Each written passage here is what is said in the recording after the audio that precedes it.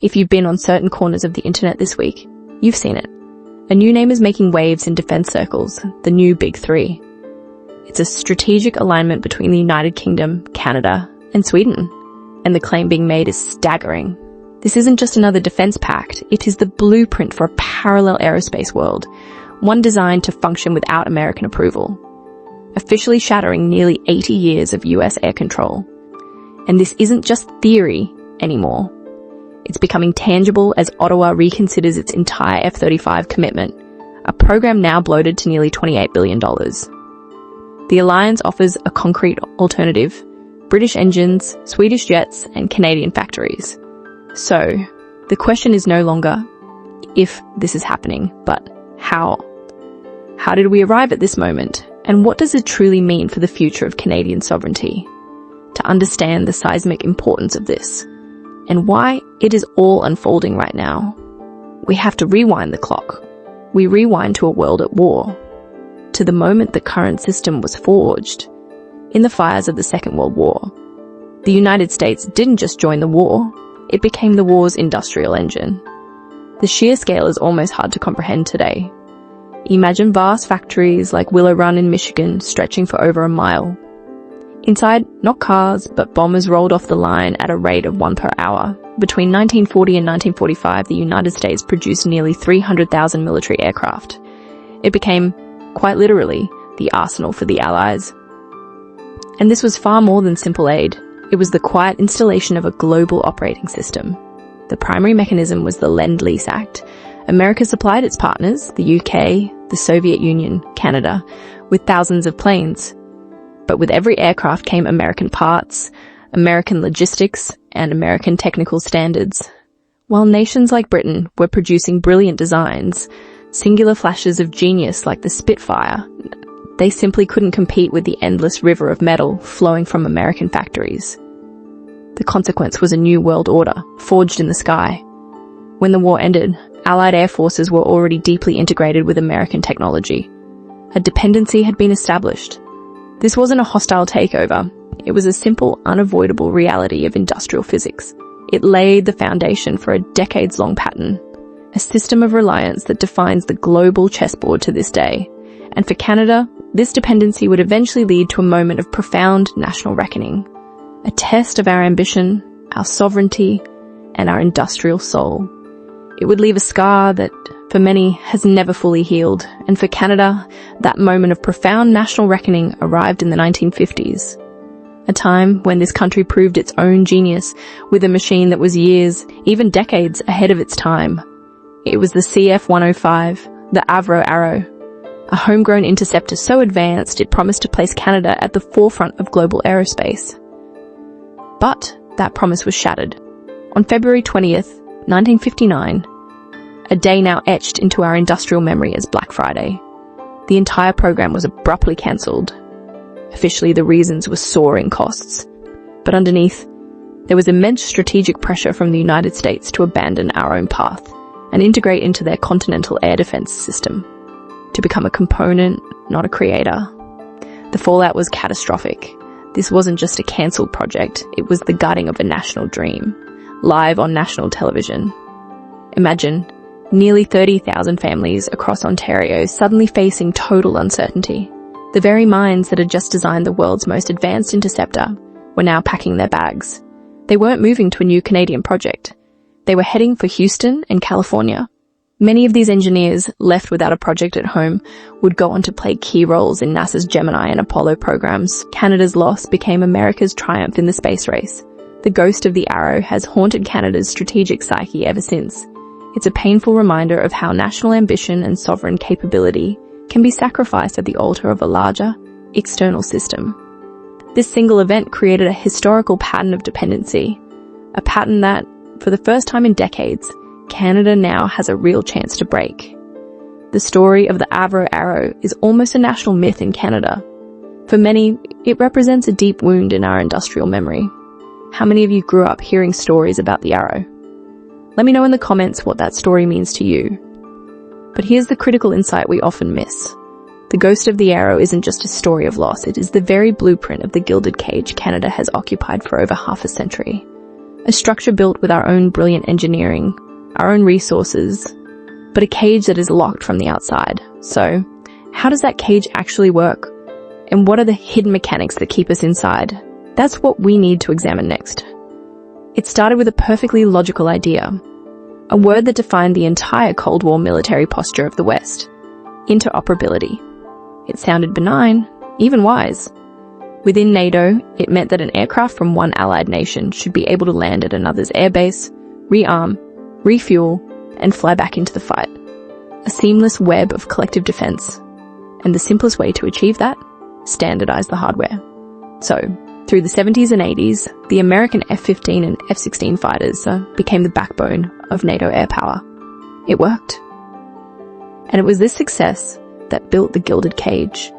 Allies got access to the world's most powerful military technology. But the price of admission was getting locked into an American-controlled ecosystem. Spare parts, software updates, weapon systems, even strategic approval for their use. The control wasn't just technical, it was structural. The bars of this cage are invisible, they're legal, and they are incredibly powerful. They're found in a set of rules called the US International Traffic in Arms Regulations, or ITAR.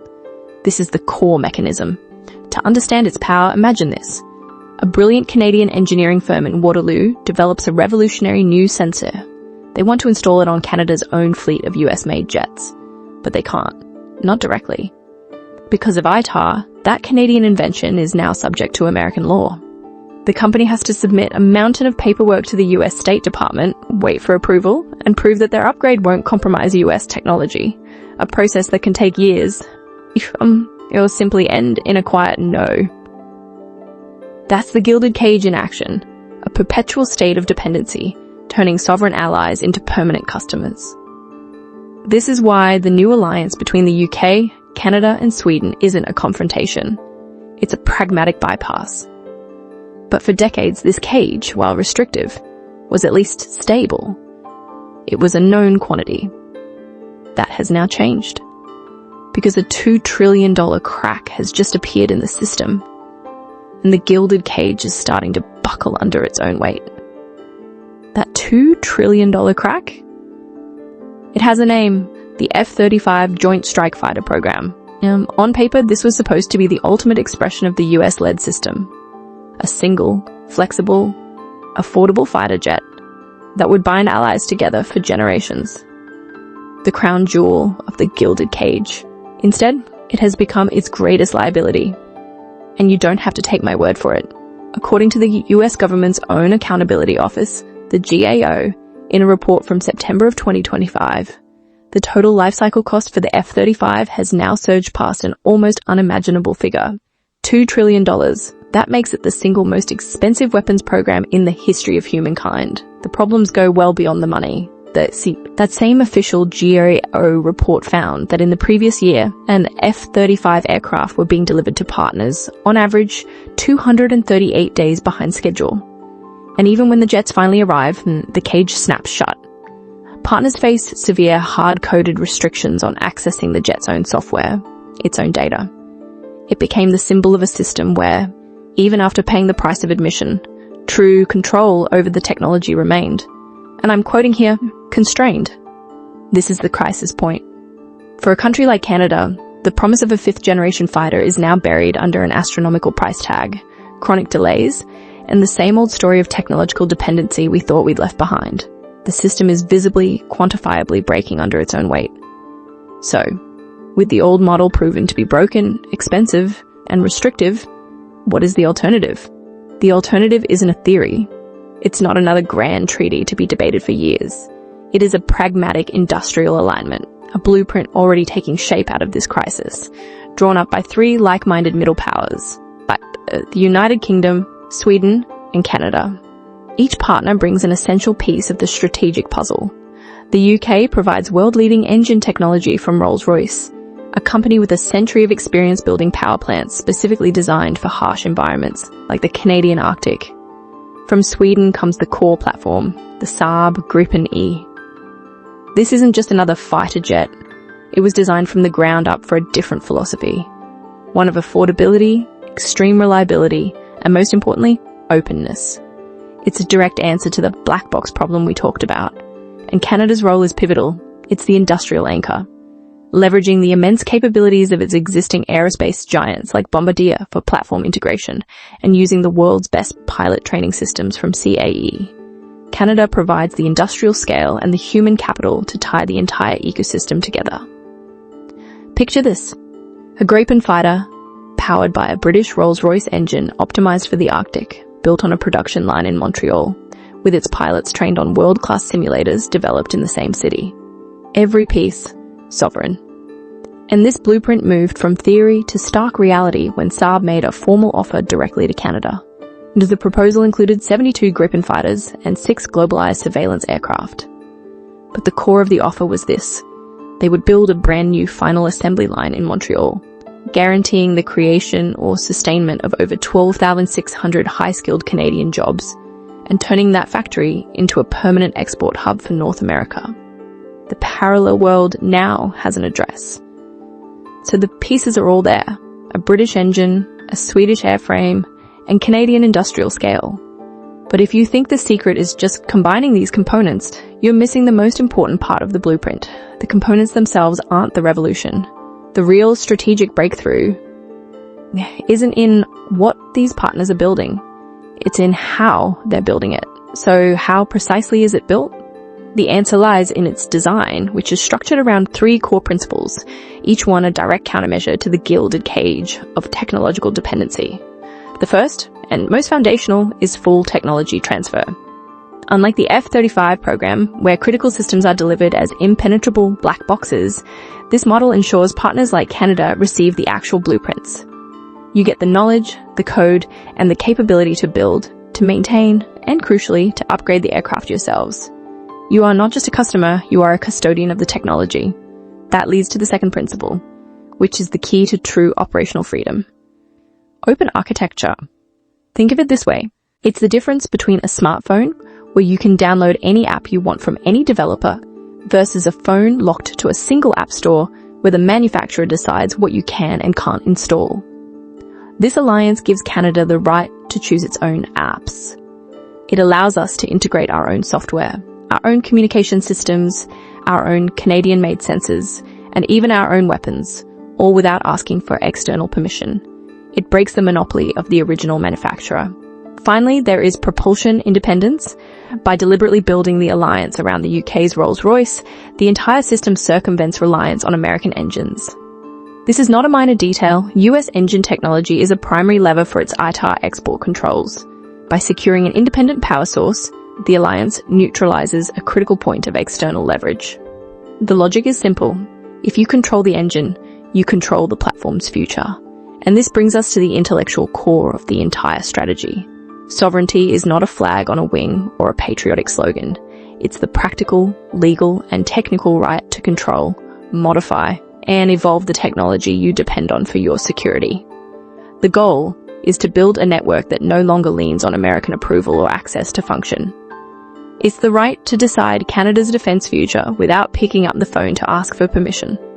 It's a brilliant design on paper, a perfect architecture for autonomy. But does this model actually work in the messy reality of global politics and defense procurement? Is there any proof that this kind of sovereign network can truly function outside of a strategic briefing? The proof isn't a hope.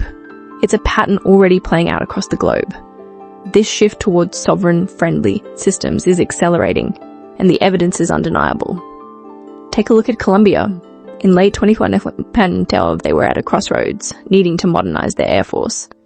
They had an American F-16 offer on the table, the traditional choice, but they did something different. They signed a $3.6 billion contract for 17 Swedish Gripen fighters. Why? For Colombia, this wasn't just about buying a new jet. It was a declaration of independence in their defense policy. They chose a strategic partner that offered them greater autonomy and far more predictable,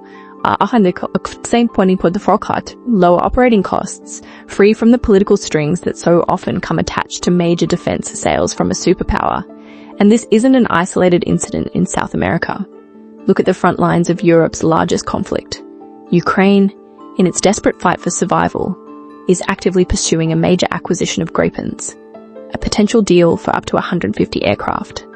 Their reasoning is born from the brutal reality of war. They need a capable, effective platform that can be sustained and deployed rapidly, bypassing the famously long backlogs and complex logistical chains of the American-centric system. These are not random events, they are tremors. They are cracks appearing in the old monolithic structure of global air power. They prove, with billions of dollars and the urgency of a nation at war, that a global market doesn't just exist for this new model of partnership, it's hungry for it. The strategic and economic logic of the UK-Canada-Sweden alliance isn't a theoretical blueprint anymore. It's being validated, in real time, by nations demanding control over their own destiny. So the model is proven, the market is real. But this brings us to the final, most important question. What does this mean for Canada? How do we take this validated global model and turn it into our own economic engine, our own security guarantee, and finally, a way to redeem the ghost of the Avro Arrow? This brings us to the ultimate strategic payoff. The goal of this alliance isn't just to buy a better fighter jet, it's to fundamentally change Canada's role in the world. By gaining full technology transfer and establishing domestic production, Canada transforms itself from a dependent customer into a sovereign exporter. The proposed production hub in Ontario or Quebec isn't just an assembly line, it's a national asset projected to create over 10,000 direct and indirect jobs, building jets not only for Canada, but for a growing global market that is actively seeking alternatives. This triggers a powerful economic chain reaction. Suddenly, defence spending stops being a pure cost, a drain on the treasury, and becomes a high-tech industrial engine. This isn't wishful thinking, it's the explicit goal of Canada's own defence industrial strategy, which sets ambitious targets for a 50% growth in defence exports and a 240% increase in sector revenue, all fueled by sovereign capability projects like this one. And this is the final move on the new chessboard. This is the ultimate redemption for the ghost of the Arrow. Not by simply building another plane, but by finally owning the industrial destiny that was lost in 1959. It's the path from being a piece in someone else's game to becoming a player with real agency. It's the blueprint of a parallel aerospace world, where Canada is a key architect, not just a resident. This is the strategic choice facing Canada today, a choice between continued dependency and true sovereignty. If you believe this framework is the conversation we need to be having, share this video to elevate the debate, and subscribe for more deep dives into the forces shaping our future.